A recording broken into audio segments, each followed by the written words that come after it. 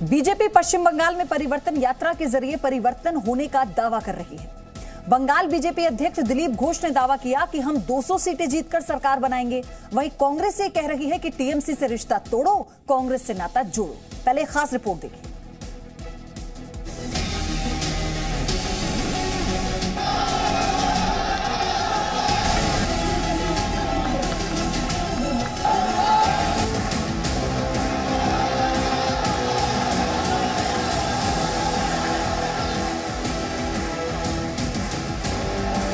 Bharatiya Janata party अकेले में बंगाल में परिवर्तन करने के लिए सक्षम है।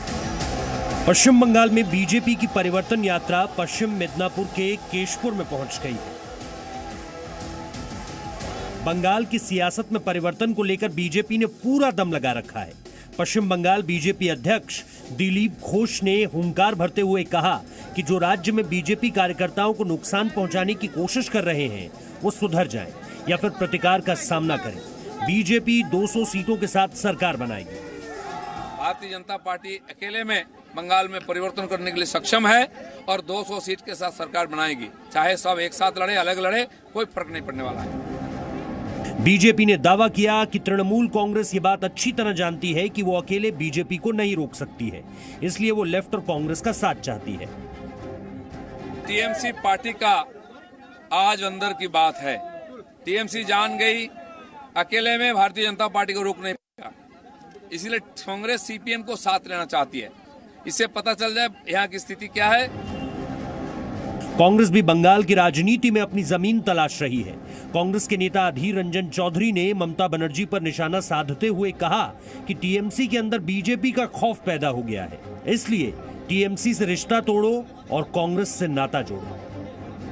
हो सकता है टीएमसी पार्टी के अंदर भय पैदा हो गए हैं कि बीजेपी के खिलाफ लड़ने के लिए कांग्रेस पार्टी और लेफ्ट पार्टी के साथ जाना चाहिए। अगर जाना चाहिए तो टीएमसी पार्टी छोड़कर आना भी चाहिए। टीएमसी बीजेपी के खिलाफ विपक्ष में एकजुट होने की बात कह रही है। बीजेपी लगातार बंगाल में टीएमसी के नेताओं को पार्टी में शामिल कराने में लगी है। अभी हाल में पूर्व रेल मंत्री दिनेश त्रिवेदी ने भी टीएमसी से अपना इस्तीफा दे दिया और टीएमसी में दम घुटने का आरोप लगाया। ब्यूरो रिपोर्ट, जी मीडिया। पश्चिम बंगाल में विधानसभा चुनाव से पहले क्वीन ऑफ हिल्स दार्जिलिंग में भी राजनीतिक सरगर्मी तेज हो गई है। यहां के लोगों ने चुनाव से पहले गोरखालैंड की मांग फिर से उठानी शुरू कर दी। यहां के लोगों का आरोप है कि ममता बनर्जी सरकार के उनके साथ सौतेला बर्ताव कर रही है, इसलिए उन्हें अलग राज्य चाहिए। अब ये रिपोर्ट देखिए।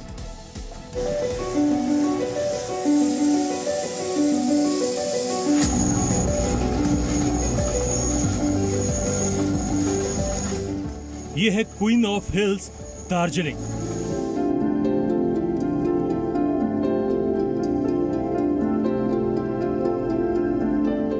खूबसूरत वादियां, हर तरफ पर्यटकों का झुंड। साल भर यहां पर्यटकों का मेला लगा रहता है, लेकिन ऐसा नहीं है कि दार्जिलिंग के लोगों को परेशानी का सामना नहीं करना पड़ रहा है। पश्चिम बंगाल में विधानसभा चुनाव होने वाले हैं और इसके साथ ही यहाँ के लोगों ने अपनी मांगों के लिए आवाज तेज कर दी है। यहाँ के लोगों की मांग सरकार तक पहुँचाने के लिए जी न्यूज संवाददाता विशाल पांडे दार्जिलिंग पहुंचे।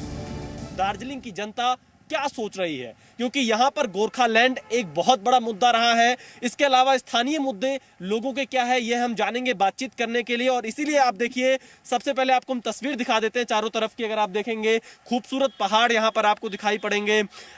मौसम यहाँ का बहुत ही सुहावना है। यहाँ अभी भी लोग दूर दूर से कोरोना काल के बाद भी यहाँ घूमने के लिए आ रहे हैं। यही खासियत है दार्जिलिंग की, जो देश दुनिया के पर्यटकों को यहाँ आकर्षित करती है। खूबसूरत तस्वीरें हैं। आई लव दार्जिलिंग का आप यहाँ पे देखिए पोस्टर लगा हुआ है।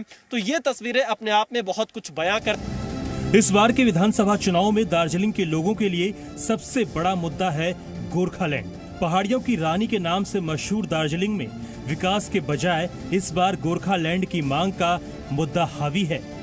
गोरखालैंड क्यों नहीं हुआ अभी तक, ये मुद्दे की बात है। क्योंकि गोरखालैंड का डिमांड आप लोग कर रहे हो, लोग पूछते हैं। हम लोग डिमांड नहीं कर रहे हैं, हम लोग दावी कर रहे हैं। इसको कभी का हो चुका होना चाहिए था। समझ लीजिए जब राज्य पुनर्गठन आयोग बैठा था तभी ये भूमि जो है एक अलग राज्य के रूप में आ चुका होना चाहिए था। तब कई एक ऐसी चीजें हुई जो धांधली हुई तो जिसके कारण ये जगह ऐसे ही रह गया। गोरखालैंड की मांग 100 साल से भी ज्यादा पुरानी है। इस मुद्दे पर बीते लगभग 4 दशकों के दौरान कई बार हिंसक आंदोलन हो चुके हैं। 1980 में गोरखालैंड की मांग को लेकर हिंसक विरोध प्रदर्शन हुआ था और करीब 1200 लोगों की मौत हुई थी। 21 मई 2010 को अलग गोरखालैंड की मांग ने उस समय एक नया रूप ले लिया जब अखिल भारतीय गोरखा लीग के नेता मदन तमांग की हत्या कर दी गई। जून 2017 में भी गोरखालैंड की मांग को लेकर दार्जिलिंग में हिंसक प्रदर्शन हुआ था। वर्ष 2009 में जब लोकसभा चुनाव होने वाले थे तो बीजेपी ने तेलंगाना और गोरखालैंड 2 राज्यों के निर्माण का ऐलान किया था। यही वजह है कि अब दार्जिलिंग के लोगों को गोरखालैंड को लेकर बीजेपी से उम्मीदें हैं। अभी जो दार्जिलिंग का जनता है उसका सपना है गोरखालैंड। मोदी जी को भी यहीं से मैं संदेश देना चाहता हूँ। उसने दार्जिलिंग में आगे बोला था गोरखाओं का सपना मेरा सपना, तब उसको भी सुनना चाहिए, वो इसको वादा को पूरा करना चाहिए। तब तक तो इतना साल तक बीजेपी को सपोर्ट करते रहे है कि नहीं। अभी तो ये जनजाति का मुद्दा भी उठाया था, वो भी दिया नहीं है। हमारा फर्स्ट ऑफ ऑल इच्छा है Gorkhaland is most important. Darjeeling के लोग ममता बनर्जी सरकार पर हिल्स एरिया की जनता के साथ सौतेला बर्ताव करने का आरोप लगा रहे हैं। उनका कहना है कि पश्चिम बंगाल सरकार दार्जिलिंग की उपेक्षा कर रही है और इसलिए वो अलग राज्य की मांग कर रहे हैं। राज्य के लोगों का कहना है कि बीजेपी उनकी मांगों को पूरी करेगी, इसलिए इस बार राज्य में परिवर्तन की लहर चल रही है। इस बार में तो परिवर्तन तो होगा। कैसा परिवर्तन तो होगा। अब दीदी का छुट्टी हो जाएगा इस बार, लगता तो है। हाँ एक्सप्रेशन है। अब जैसे मोदी जी बोल रहे हैं, बीजेपी का तो सीधा सा कहना है कि छोटा छोटा स्टेट बनने जा रहा है। वो लोग तो छोटे छोटे स्टेट में विश्वास करता है। हम लोगों को भी चाहिए, जो मिलता है सब चाहिए, डेवलप होना चाहिए, सब कुछ होना चाहिए। अरे हमारा संस्कार, हमारा कल्चर, हमारा वेशभूषा सब तो अलग है, कुछ तो मिलता नहीं है।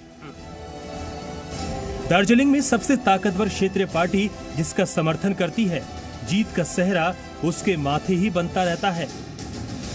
बीजेपी के जसवंत सिंह, एसएस आहलूवालिया या फिर पिछली बार चुनाव जीतने वाले राजू विष्ट, तमाम लोग इसी फार्मूले से जीतते रहे हैं। लेकिन इस बार क्षेत्रीय पार्टी के साथ साथ इस बार नतीजों पर सबसे बड़ा असर डालेगा गोरखालैंड का मुद्दा। दार्जिलिंग के लोगों का कहना है कि जो गोरखालैंड की मांग के साथ होगा, वोट उसे ही मिलेंगे। बेरोजगारी एक बड़ा मुद्दा है, रोजगार यहाँ मुहैया कराना चाहिए, स्कूल के हालात सुधारने चाहिए, जो युवा हैं उनका ये कहना है। और इसके अलावा पश्चिम बंगाल का विकास और तेजी से कैसे हो, ये इनका सबसे बड़ा मुद्दा इस बार चुनाव में रहने वाला है। कैमरामैन एस जयदीप के साथ विशाल पांडे, जी मीडिया, दार्जिलिंग, पश्चिम बंगाल। दार्जिलिंग और तराई क्षेत्र में पंचायत चुनाव का मुद्दा भी इस बार जोर पकड़ रहा है। 2001 से ही दार्जिलिंग में पंचायत चुनाव नहीं हुए और इसके अलावा चाय बागानों में काम कर रहे मजदूरों की मजदूरी और सुविधा बढ़ाने की मांग भी जोर पकड़ रही है। दार्जिलिंग को बंगाल का मुकुट कहा जाता है, इसलिए राज्य में सत्ता पाने की इच्छा रखने वाली पार्टियां इस सीट को जीतने के लिए सारा जोर लगा देती हैं। इस बार विधानसभा चुनाव में वही जीतेगा जो यहाँ की जनता की मांगों को सुनेगा। गोरखालैंड के अलावा इस बार चुनाव के लिए एक और बड़ा मुद्दा है और वो है दार्जिलिंग और तराई क्षेत्र में पंचायत चुनाव कराने की मांग। वो तो होना ही चाहिए क्योंकि कॉन्स्टिट्यूशनली 3 पंचायत जब तक नहीं होगा तब तक हमारा वो लैंड का बाइफर्केट, अभी क्या हुआ, सिलगढ़ी म्यूनिसिपैलिटी कॉर्पोरेशन हुआ ये, वो भी एक समय में दार्जिलिंग के अंडर था, वो बाइफर्केट हुआ। लेकिन जब 3 पंचायत होगा ये भी हमारा मुद्दा रहेगा क्योंकि वो भी सिलगढ़ी दार्जिलिंग डिस्ट्रिक्ट का ही था, अभी वो बाइफर्केट हुआ है, इसीलिए पंचायत चुनाव जरूरी है। इसके अलावा दार्जिलिंग के चाय बागानों में काम करने वाले मजदूर लंबे समय से अपनी मजदूरी बढ़ाने की मांग कर रहे हैं। स्थानीय लोगों का कहना है कि पश्चिम बंगाल की तरक्की में चाय बागान का अहम योगदान होने के बावजूद बागानों में काम करने वाले मजदूरों का जीवन स्तर सुधारने की ओर कोई ध्यान नहीं दे रहा है। 6,812 फीट की ऊंचाई पर दार्जिलिंग है और दार्जिलिंग का यह सबसे पुराना रेलवे स्टेशन है जहां पर टॉय ट्रेन चलती है। 1881 में स्टेशन बना था। ये तस्वीर आप देखिए, जो पर्यटक आते हैं उनके लिए ये सबसे बड़ा केंद्र होता है। यहाँ पर घूमते हैं, समय बिताते हैं, टॉय ट्रेन में सफ़र करते हैं। और दार्जिलिंग अपनी इसी खूबसूरती के लिए जाना जाता है। चारों तरफ आपको देखिए पहाड़ दिखाई पड़ेंगे, लोग यहाँ के स्थानीय आपको दिखाई पड़ेंगे, और यहाँ की जो चीज़ें रहती हैं उसी के पास लोग वक्त बिताने आना चाहते हैं, क्योंकि दार्जिलिंग बहुत ज़्यादा अपनी खूबसूरती के लिए मशहूर है। तीसरा है, यहाँ हमारा चाय बागान है। चाय बागान जो मजदूर है, ये मजदूर लोग को पहले जितना पैसा आपको था अभी थोड़ा बड़ा है, लेकिन उसको जो क्वालिटी ऑफ लाइफ जो बोलते हैं ना, उसको अभी तक भी सुधारा नहीं है। अभी भी उसको जैसे हेल्थ के बारे में उसको क्या बोलता है, कोई इतना साधन नहीं है। दूसरा है कि यहाँ का जो चाय बागान का मजदूर लोग है, इस मजदूर लोग को और लड़का लड़की जो इसे वर्ड्स होता है, उन लोग को आपको पढ़ने के लिए शहर आना, दार्जिलिंग शहर आना पड़ता है। यहाँ इसके अलावा इस बार का विधानसभा चुनाव दार्जिलिंग में कई मुद्दों पर लड़ा जाएगा। हिल तराई क्षेत्र के लिए कोई स्थायी राजनीतिक समाधान, पहाड़ी समुदायों को आदिवासी का दर्जा देना, पानी और स्कूल की समस्या, बंद पड़े चाय बागानों को खुलवाना, पर्यटकों के लिए सुविधा बढ़ाना। और आज सालों से चाय बागान का श्रमिक के लिए बहुत यूनियन ने बहुत कुछ बोला, पर गवर्नमेंट से कोई ऐसा कंस्ट्रक्टिव ऐसे कोई स्टेप नहीं लिया। तो हम चाहते हैं जो यहाँ का जो मजदूर जिसका वेज, नया वेज 300 के ऊपर आना चाहिए था, वहाँ पे आप 160 रुपया उसको मिल रहा है। ये यहाँ पे आप जो समतल का चाय बागान और पहाड़ का चाय बागान में अनेक बहुत डिफरेंस होता है। और सबसे बड़ा जो आज बहुत बागान यहाँ पे बंद है, ये सब कुछ नाना जो इशू है, वो कोई मैनेजमेंट के साथ लेबर का कोई प्रॉब्लम है। तो हम चाहते हैं ये जल्द से जल्द जो गवर्नमेंट अभी है, वो गवर्नमेंट को ये सब देखना चाहिए था। दार्जिलिंग विधानसभा सीट पश्चिम बंगाल की महत्वपूर्ण विधानसभा सीट है, इसलिए सभी पार्टियां अभी से यहां के लोगों को अपनी ओर करने में लग गई हैं।